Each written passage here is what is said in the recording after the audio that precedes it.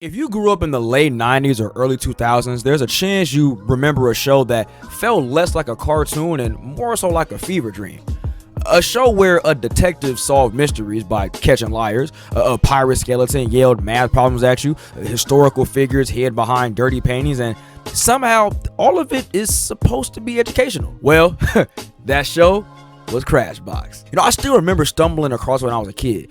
Back then, HBO Family wasn't exactly the first channel you think of when somebody asked about children's TV. It didn't have the giant cultural footprint of Nickelodeon, Cartoon Network, or Disney Channel. But hidden among those bigger names was this bizarre little game show unlike anything else you've ever seen on TV. Premiering in 1999 as one of HBO Family's launch titles, Crashbox immediately stood out. While other educational shows were trying to teach kids through, songs and stories or classroom settings, Crashbox took a completely different approach. It turned learning into a game. Every episode was made of rapid-fire segments that challenged your memory, observation skills, vocabulary, logic, math abilities, and critical thinking.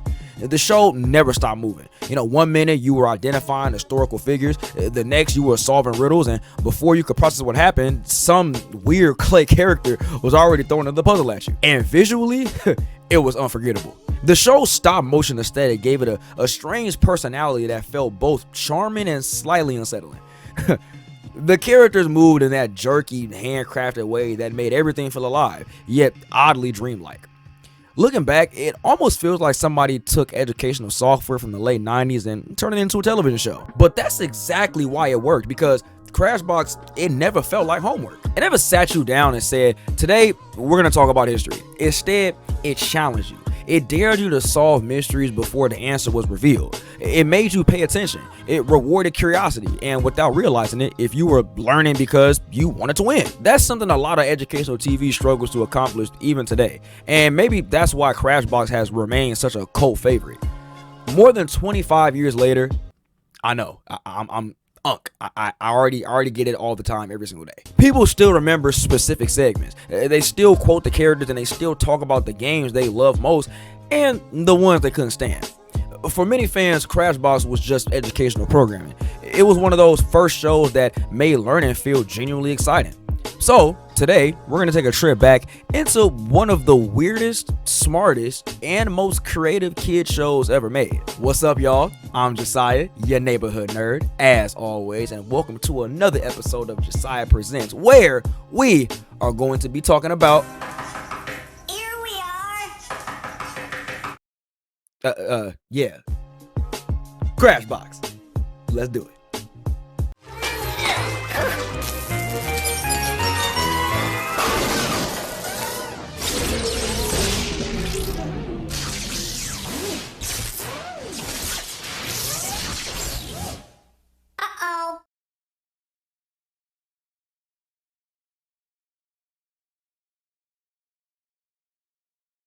One of the things that made Crashbox so unique was that it never relied on a single type of challenge.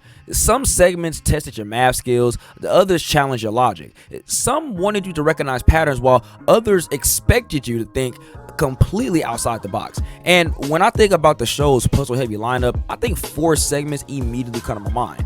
Some of them were among the show's best, and one of them, well, it just never really clicked with me. So let's start with the segment that's probably going to be my most controversial opinion, and that is Captain Bones. The premise was simple. A pirate skeleton would present viewers with puzzles involving moving bones into specific positions, often requiring math or spatial reasoning to find the correct answer. Now, looking back, I can appreciate what the segment was trying to accomplish. Unlike traditional math games, Captain Bones encouraged you to visualize solutions rather than simply calculate them. It was a clever way to teach you spatial reasoning, and the visual puzzle concept itself was genuinely creative. And let's be honest, the character, it was memorable. For me, Captain Bones often felt repetitive, compared to the rest of the show. Many of the solutions relied heavily on trial and error thinking rather than deduction, which made the puzzles feel kinda less satisfying to solve. And then there was Captain Bones himself. Now, I know, some fans, they love his sarcastic attitude, but as a kid, I always found his constant insults more annoying than funny. Got the idea now? You river dancing, Barney watching sleeper with the lights on? If you think 7 plus 3 equals 9, then you're already done for. And there's nothing to do but mourn the passing of your brain. Think for all you're worth. Only one number needs to change. You salad dressing on the side ordering sissy. It felt like every puzzle ended with him roasting the audience for getting something wrong. And when you compare it to some of Crashbox's stronger mystery-based segments, the gameplay, it just feels a little slower. There isn't the same aha moment you get from figuring out a clue or exposing a liar. You solve the puzzle, you move on, and that's pretty much it. To be clear, I don't think Captain Bones is bad. I mean, the educational value is still there, but when I think about which Crashbox segments I was excited to see and which ones made me genuinely wait for the next game to start, Captain Bones usually fell into that second category. For me, it's genuinely my least favorite segment in the entire series. I give it a 5 out of 10. Now, this is where things start to get interesting. Because if Captain Bone represents, educational television at its most traditional, Psycho Math represents Crashbox at its absolute best. The concept was essentially a math game show hosted by the wildly energetic Professor Rocket. And I ain't gonna lie, that dude was dope. And somehow, the segment managed to turn basic arithmetic into something that genuinely felt intense. As a kid, I remember feeling pressured every time the numbers started flying across the screen. The pace was fast, the timer was ticking, and Professor Rocket treated every equation like it was a life or death situation. It looks dangerous, but it actually feels alright. Now, here's how Psycho Math works. I'll show you an equation, but instead of numbers... The genius of Psycho Math is that it teaches mental math without making it feel like math class. You aren't solving equations because somebody assigned homework, you're solving it because you're caught up in the excitement. The game creates pressure, urgency, and competition, all while reinforcing arithmetic skills. It's one of the clearest examples of Crashbox's greatest strength, disguising education as entertainment. You don't realize you're learning because you're too busy trying to keep up. And that's exactly what educational TV should do. I'd give Psycho Math an 8 out of 10. The next game we got is Think Tank. The premise was deceptively simple. Viewers were shown 3 seemingly unrelated things, and they had to determine what connected them. That's it. But somehow, this became one of the smartest games on the entire show. And what I love about Think Tank is that it forces you to think beyond the obvious answer. You know what I'm saying? You start to look for patterns, themes, relationships, and common traits. The segment rewards abstract thinking in a way most children's shows never even attempt. And because the answers weren't immediately obvious, solving one felt incredibly satisfying. It's kind of proof that a game doesn't need flashy visuals or a complicated setup to be engaging. Sometimes all you need is a clever question and an even doper theme song. Use your eyes, use your brain before these screws go down the drain. I'd give Think Tank an 8.5 out of 10. Oh, then there was 10 seconds, a segment that somehow managed to make 10 seconds feel like an eternity. The concept involves solving robust puzzles before the timer expired. Simple enough. But the moment that countdown started, everything changed. Suddenly your brain was racing. You were trying to, solve pretty much idioms. Trying to identify symbols and combine words and process clues as quickly as possible before the time ran out. And what makes 10 seconds so memorable is the urgency. There is no room to overthink. There's no time to really second guess yourself. It's pure instinct. And despite being one of the most simplest concepts in Crashbox, it often felt like one of the most intense. Some of the larger segments had bigger productions and, more memorable characters. But 10 seconds proved that a strong idea is sometimes all you need. Quick, challenging, and surprisingly stressful. I give it an 8 out of 10. Looking back, these segments reveal something important about Crashbox. The show wasn't interested in teaching, a single skill. It wanted to challenge every part of your brain. Math, logic, pattern recognition, critical thinking. And while these games laid the foundation, I think the next group of segments would introduce something Crashbox became famous for: observation.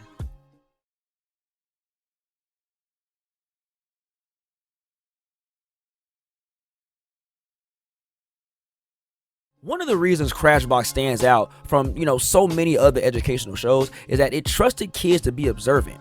It didn't always give you obvious clues or straightforward answers. Instead, it challenged you to, notice details, spot patterns, and piece together information on your own. And for me, some of the show's most memorable segments came from this category. Of all the educational segments on Crashbox, Dirty Pictures might be the one that best represents what made the show special. The premise was simple. An old man known as Old Fossil would present viewers with a dusty portrait of a famous historical figure. As clues were revealed and pieces of the portrait were cleaned away, you had to figure out who the person was before the answer was revealed. Looking back, it's kind of amazing how much history the segment managed to teach without ever feeling like a history lesson. Most educational shows would simply tell you facts. Dirty Pictures actually made you earn them. You had to listen carefully to Old Fossil's clues. Sometimes they were kind of obvious, but other times they were surprisingly cryptic. You'd hear something about an invention, a famous speech, or a historical achievement, and suddenly your brain would start scrambling through everything you knew. And when the portrait was finally revealed, there was a genuine sense of satisfaction if you got it right. What I especially love about the segment is Old Fossil himself. The character felt like some eccentric, museum curator who has spent decades collecting strange historical trivia. His voice, if you can even call it that or lack thereof, his delivery and his clues really gave the segment a personality that made it stand out from every other history-themed educational show on TV.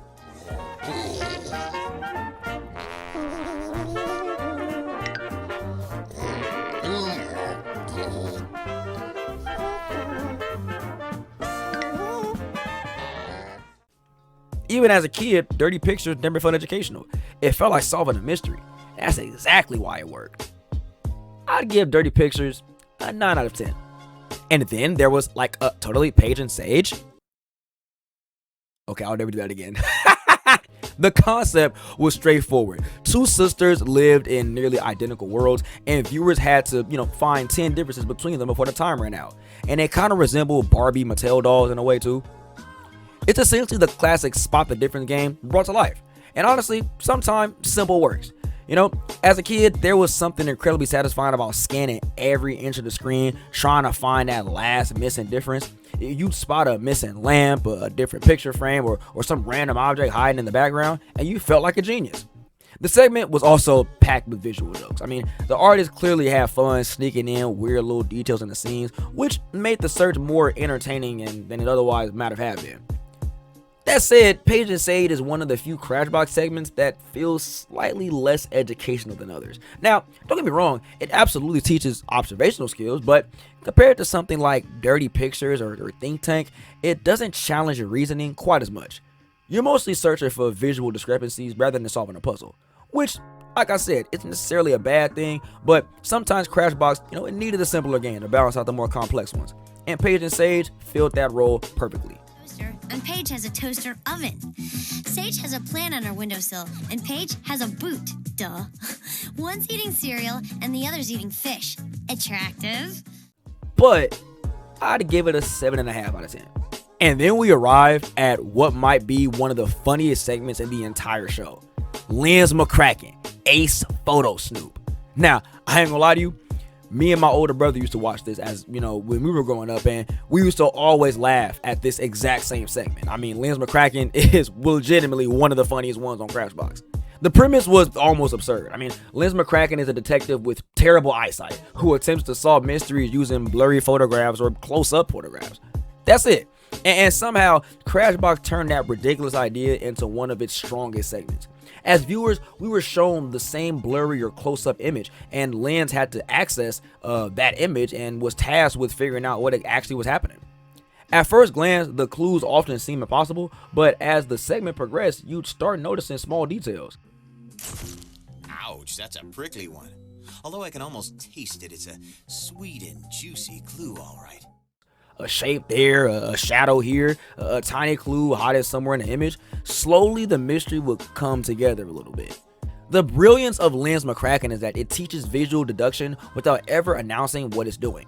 You're learning how to analyze evidence. You're learning how to interpret incomplete information. You're learning how to observe details. And because the setup is, so ridiculous, it never feels like a lesson.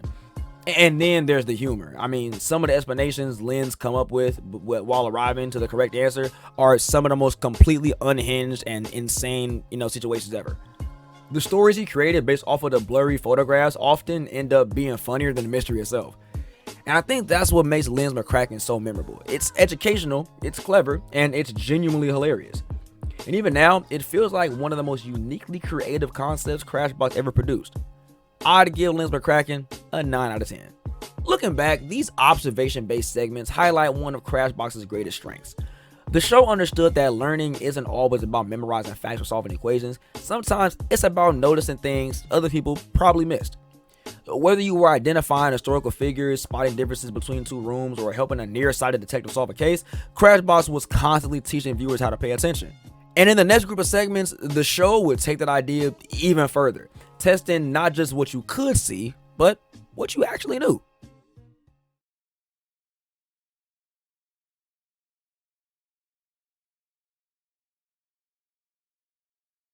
Crashbox never sat viewers down and lectured them about science, geography, or animals. Instead, it built games around information and trusted kids to learn through curiosity. Some of the show's smartest concepts came from this category, and one of them might actually be the most genius idea Crashbox ever created. Alright, so there are educational games, there are memory games, and then there's distraction news. With your favorite cardboard cutout anchor person, Dora Schmarmy. The premise was simple. A news anchor would present information about a topic while random distractions appeared all over the screen. Objects would fly past, characters would pop up unexpectedly, visual chaos would erupt in every corner of the frame, and your job was to remember the information anyway. As a kid, I mostly thought this segment was funny. I mean, I never really got distracted by anything. I don't know if that says something about me or my cognitive, mind, you know what I'm saying? Or just my cognitive awareness. But yeah, I never really got distracted from distraction news. But now, as an adult though, I realized that it's actually kind of brilliant. Because distraction news isn't just testing whether you remember the facts, it's testing whether you can focus. The segment perfectly mimics the way information works in real life. I mean, just think about it, right? We're constantly surrounded by distractions, you know what I'm saying? Phones buzz, notifications pop up, people talk, TV's playing in the background. Distraction news turns that reality into a game. You have to actively filter out the noise and pay attention to what actually matters. And that's what makes it one of Crashbox's smartest concepts. Dinosaurs existed during the Metallica era, the Mesozoic era, or the Mess-a-lot-of-diapers era. The answer is the Mesozoic era. What does the word dinosaur mean? Terrible gizzard, terrible wizard, or terrible lizard? The answer is terrible lizard. The Triceratops. Most educational shows teach information, but distraction news teaches concentration itself. Even today, it feels surprisingly ahead of its time. I'd definitely give it a 9 out of 10.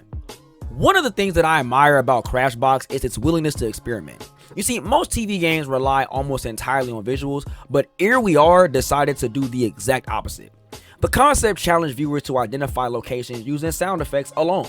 No images, no visual clues, just audio. And that immediately forced you to think differently.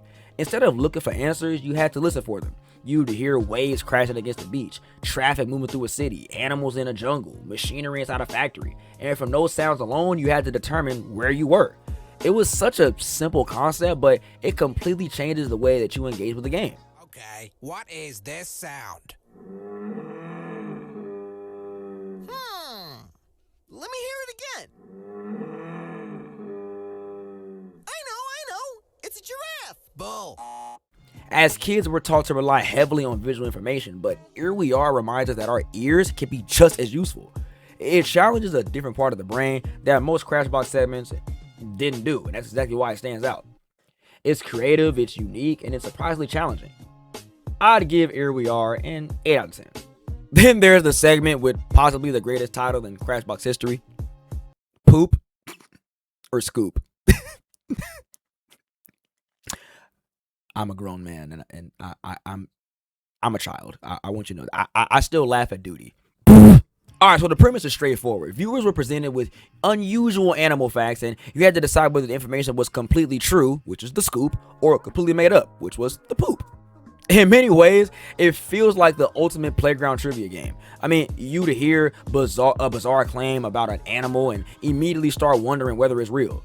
I mean, can that animal actually do that? Is that really how it survives, or is somebody just making all this up? The answer is poop. An electric eel is like a swimming battery, but not an entire power station. It's capable of releasing a charge of up to 500 volts.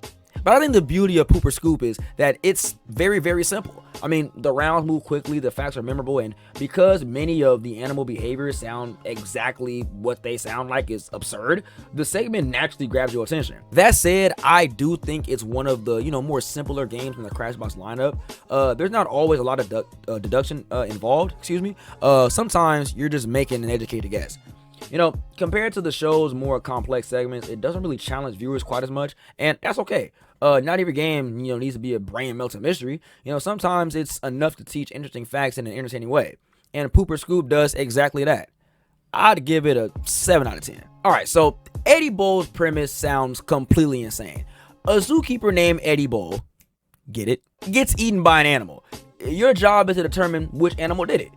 Even writing that sentence sounds absurd, but somehow Crashbox made it work. The segment would provide clues about various animals, their behaviors, diets, habitats, physical characteristics. Viewers then had to use that information to identify the culprit. Okay, now here's the last clue. This animal can go 10 days without water, but when it does drink, it takes either one hump or two. That's because it's a camel. A camel, which means it stores fat, not water, in its hump, has pads on its knees, protects itself from sandstorms, and has one or two humps on its back. What makes Eddie Bowl so effective is the setup. I mean, let's be honest. If somebody simply listed random animal facts, most kids would probably tune out. But wrap those facts inside a mystery involving a missing zookeeper, and suddenly everybody's paying attention. The segment clearly transforms, animal education into detective work. You weren't memorizing information, you were gathering evidence, you're eliminating suspects, you're solving a case, if you will. And because of that, the facts tend to stick with you. It's another example of Crashbox disguising learning as an entertainment. A weird, slightly morbid, extremely 90s, form of entertainment. But entertainment nonetheless. I'd give Eddie Bowl an 8 out of 10. Looking back, these knowledge-based games, they perfectly showcase Crashbox's philosophy. The show understood that information by itself isn't always interesting. And while these segments focused on facts and information, the next group of games tackle something completely different. Language, words, and vocabulary. And also, some of the weirdest characters the show ever created.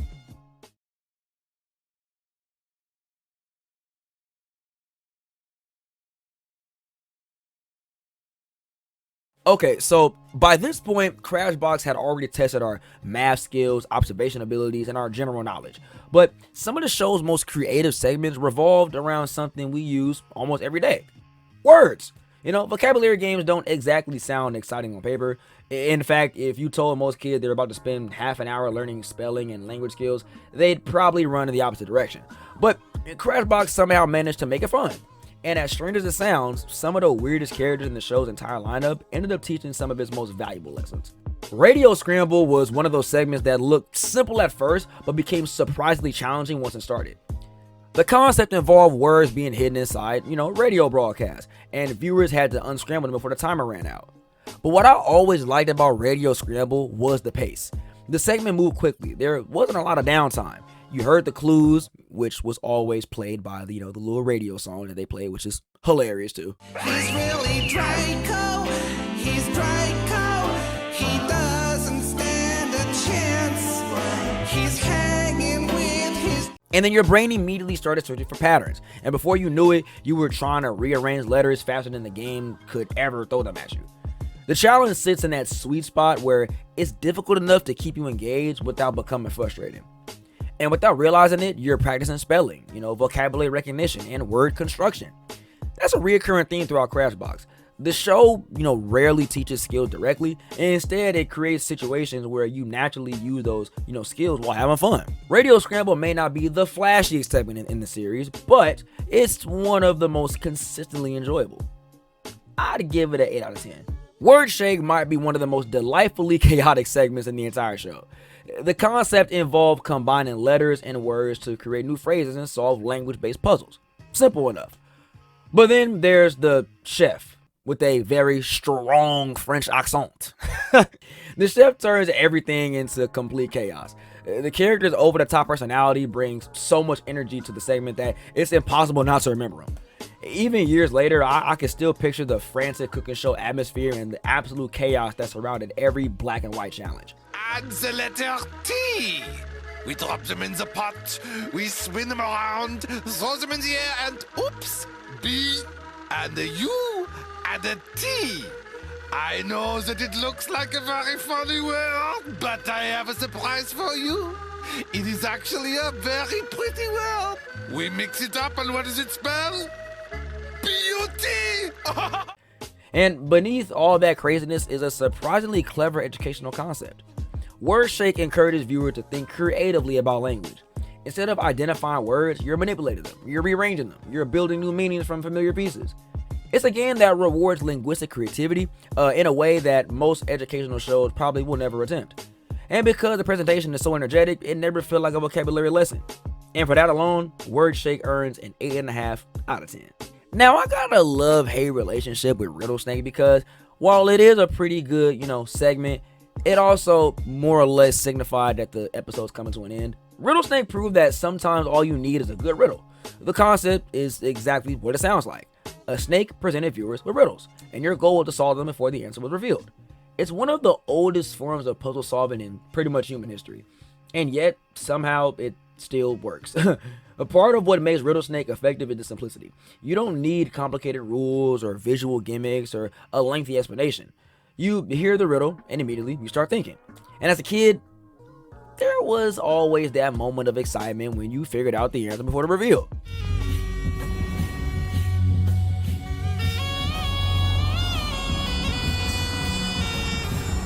The riddle is, what part of the fish weighs the most? What part of the fish weighs the most? And the answer is the scales. And of course, if you didn't, you usually ended up kicking yourself because the solution seemed so obvious afterwards. That feeling is what makes riddles timeless. Riddle Snake may not be the most ambitious segment in Crashbox, but it's one of the most reliable. And for that, I'd give it an 8 out of 10. Finally, we arrive at probably one of the most unforgettable characters in the entire series, the Revolting Slob. And if you've seen Crashbox, you know exactly who I'm talking about. And if you haven't, well, just imagine somebody taking every gross habit imaginable and turning it into an educational mascot. Yeah, that's the Revolting Slob. The premise was simple. The Revolting Slob would find himself in disgusting situations while introducing, viewers to new vocabulary words. And honestly, it sounds ridiculous, but it worked really well. Kids, they love gross stuff. Kids are nasty. They're icky, like Vicky. It's one of the most universal truths in entertainment. Show a kid something gross and suddenly you have their full attention. And Crashbox understood that. Rather than fighting against it, it somehow embraced it. The vocabulary becomes a lesson, and before you know it, you're learning new words because you're too busy laughing or cringing to realize it. What's especially impressive is how, memorable those lessons became. I can remember vocabulary concepts from Revolting Slob years later, specifically because the bizarre scenarios made them stick. Salivating, or C, salvaging. Can I eat now? Hold that fork. The answer is B, salivating, which means to produce all that dribbly liquid in your mouth that helps digest your food. You can eat now. Whether it's excitement, surprise, or complete disgust, the Revolting Slob delivers plenty of the latter.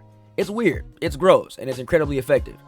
And also, no slobs were harmed while making this video, by the way, so I want you to know that. No slobs or flies were harmed in the filming of this show. 8.5 out of 10. Looking back at these language-based games, they reveal another layer about what made Crashbox special. The show didn't just teach facts, it taught communication, spelling, vocabulary, creative thinking, the building blocks of language itself. But while language was important, the next group of segments focused on something even bigger. Imagination. You didn't see it, but I actually did the SpongeBob imagination rainbow with my hands. Okay, next segment, I'm sorry.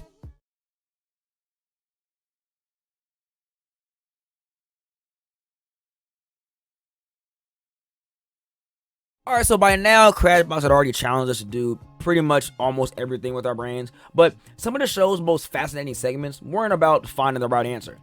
Immediately, at least. They were about imagination, about looking at incomplete information and figuring out what could have happened, about making connections that weren't obvious at first glance. And in many ways, these segments represent, the heart of what made Crashbox so different from other educational TV. The show wasn't just teaching about information, it was teaching kids how to think. If there was ever a segment that perfectly captured Crashbox's creative spirit, it was Sketchpad. The premise was wonderfully strange. Viewers were shown a bizarre drawing or unusual scene and had to determine what unseen event had occurred to make the image make sense. A man walks into a diner and asks a waitress for a glass of water. The waitress reaches behind the counter and pulls out a scary mask instead. But dig, the man says thank you and walks back out the diner. At first glance, the drawings often looked completely random. A fish hanging from a tree or a bicycle stuck on a rooftop, objects scattered in impossible places. Nothing really seemed to fit together. But then you start looking closer, you know what I'm saying? And suddenly your brain would begin filling in the blanks. Maybe there was a storm. Maybe something exploded. Maybe a chain of ridiculous events happened off screen. The challenge wasn't just identifying clues, it was constructing the stories. Because, that's what we all love to do. Because, you gotta use your eyes to really figure out what's going on. You dig? What I love most about Sketchpad is that there isn't always an immediate answer. The segment encourages viewers to think creatively, make connections, and, imagine causes based on effects. That's a surprisingly advanced skill. Yeah, it's the type of reasoning detectives use when reconstructing crime scenes or scientists use when examining evidence. Crashbox just packaged it in a way that kids could enjoy it. You had to use your imagination. You had to think beyond what was visible. And in a show full of educational games, Sketchpad might have been one of the best examples of teaching critical thinking through creativity. I'd give it an 8.5 out of 10. Haunted House Party, easily one of the most memorable segments in Crashbox. The concept was simple. Viewers were invited to a haunted house party filled with clues about a mystery historical guest. Your goal was to figure out who that person was before the timer was revealed. Looking back, it's almost like Dirty Pictures, just, I guess you could say it's their spooky cousin. Both segments revolve around identifying historical figures, through clues, but Haunted House Party wraps everything into a fun, supernatural atmosphere that immediately makes it feel different. As a kid, I always loved the setting. The creaky mansion, the mysterious clues, the feeling that something strange could happen at any moment. Leave rather quickly. Certainly. Would you mind if I brought my horse in here with me? I don't want to valet him. Sir, it is a party. He doesn't eat much. I'll ask Madame. And once again, Crashbox found a way to make education feel like a game. You weren't memorizing dates or reading textbooks. You were hunting for clues. You were piecing together evidence. And by that time, by the time you arrive at the answer, you've already learned something about the historical figure without realizing it. The learning always came naturally. It was never forced. Haunted House Party may not have been, one of the most complex games in the Crashbox lineup, but it's certainly one of the most charming. The spooky atmosphere gives it a unique identity, and the historical focus helps it, remain educational while still feeling fun. Even then though, I'll still give it an 8 out of 10. Crashbox was really a show that wasn't satisfied with teaching facts. It wanted viewers to imagine, to infer, to create connections, to think beyond what was directly in front of them. And whether you were constructing bizarre events in Sketchpad or identifying mystery guests at Haunted House Party, Crashbox constantly challenged viewers to engage their creativity. And that brings us to the segment that, in my opinion, represents everything the show did best. A game that combined knowledge, deduction, observation, and critical thinking all into one unforgettable package. And it also happens to be my personal favorite in the series. The masterpiece known as Mugshots.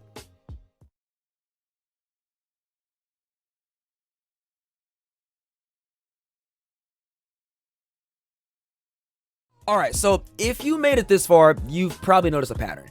Throughout this video, I've talked about the segments that challenge our math skills, our observation, taught history, science, language, creativity, and while many of them were excellent, there was always one segment that stood above the rest for me. One segment that perfectly captured everything Crashbox was trying to accomplish.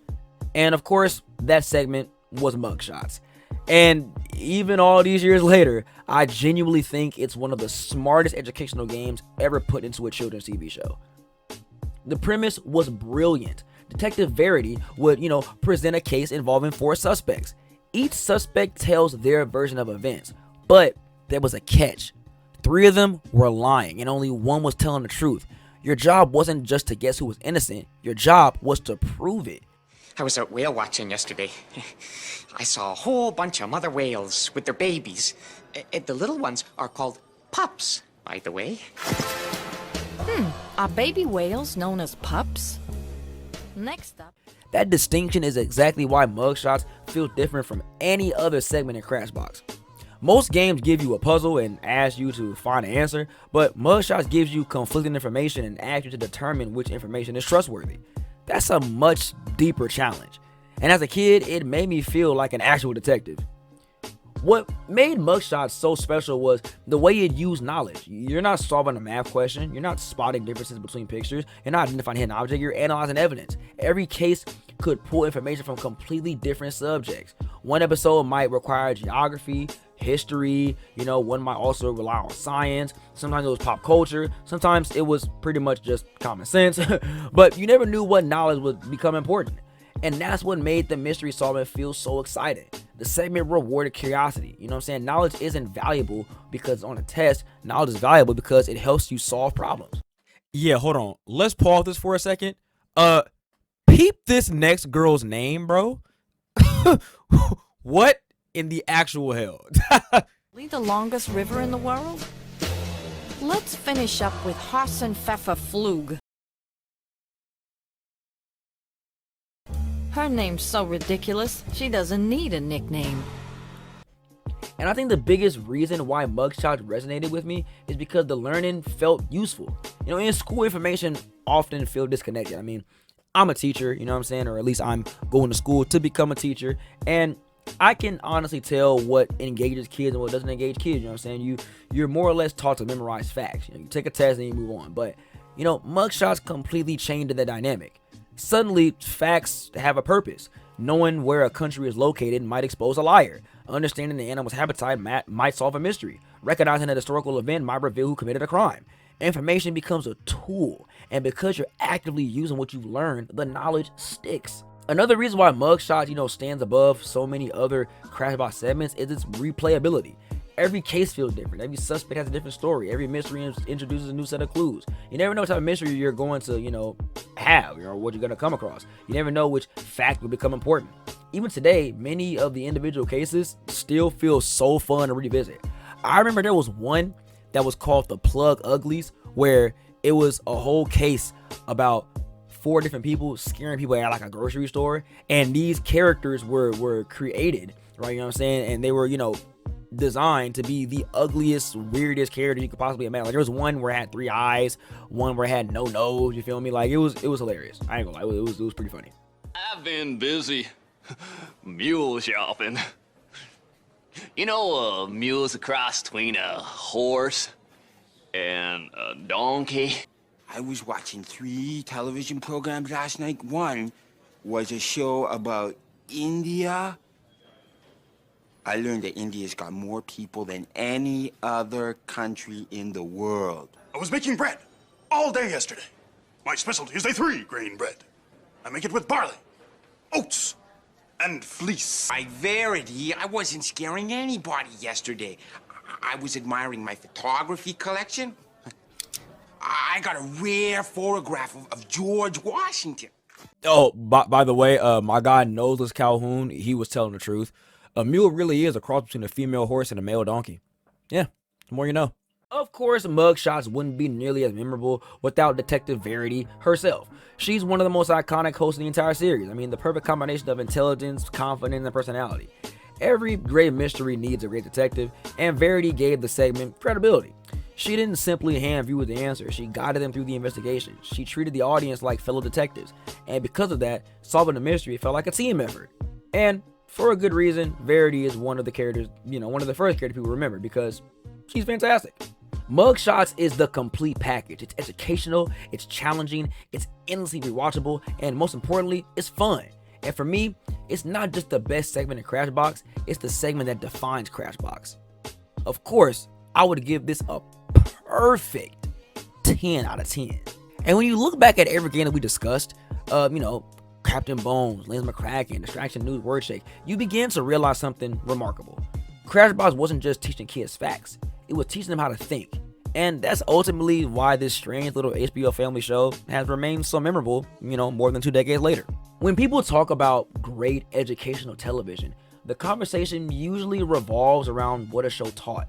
Maybe it taught math, maybe it taught reading, or science. But what made Crashbox so different is that it wasn't just focused on teaching kids one specific subject. It was focused on teaching viewers how to think, and that's the secret. Looking back at all of those segments, you began to, realize that every game was exercising a different mental skill. Not because the creators wanted to check boxes off educational curriculum, but because they understood that intelligence isn't just one thing. It's a collection of abilities working together. Dirty Pictures taught historical knowledge, Mugshots taught critical thinking, Think Tank taught, pattern recognition, Distraction News challenged your focus, Psycho Math strengthened your, arithmetic skills, Word Shake developed language and vocabulary, Lens McCracken rewarded observation, Riddle Snake sharpened logical reasoning. Each segment approached learning from a completely different angle. Somehow, Crashbox managed to blend all those lessons into a show that never felt like school. That's an incredibly difficult balancing act.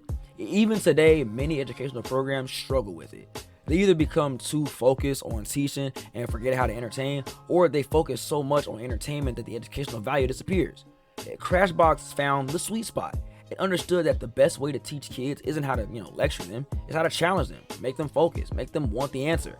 And that is exactly why this show is so great. And that's exactly what it did every single episode. But of course, remember, if you can't do the time, do not do the crime. Word to Verity. But of course, that's going to do it for this episode of Jasiah Presents Crashbox. This is actually a really fun video to make, you know what I'm saying? Going down memory lane of my favorite, my favorite HBO Family show. One of my childhood shows, you know what I'm saying? HBO Family had a lot of other shows, like Happily Ever After, Fairy Tale for Every Child. We might get a bit of that as well, you know what I'm saying? HBO Family has some hidden gems. They have some hidden heat, you feel me? But anyway, that's going to do it with this episode of Jasiah Presents. Let me know if y'all watch Crashbox, you know what I'm saying? What were your thoughts on it? Did you like it? Did you not like it? If you didn't like it, I will block you. I'm joking, obviously. Where am I? Follow me on all my social media platforms. They will always be in the description and down below. I missed y'all. I'm going to be more consistent on this page, you know what I'm saying? And more heat is to come. So, with that being said, I'm excited. I love y'all. Thank y'all for watching. And until next time, y'all stay safe. Stay blessed. I'll see y'all.